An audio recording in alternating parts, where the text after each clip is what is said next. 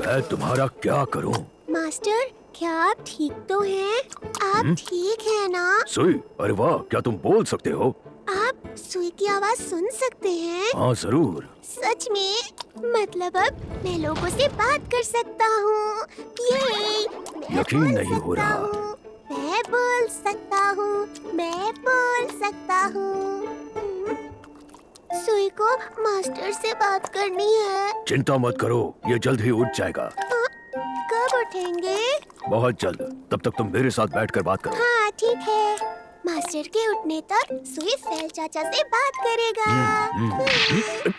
चाचा, फेल चाचा। तुम मुझे चाचा क्यों बुला रहे हो? क्योंकि आप सुई से बहुत बड़े हैं ना।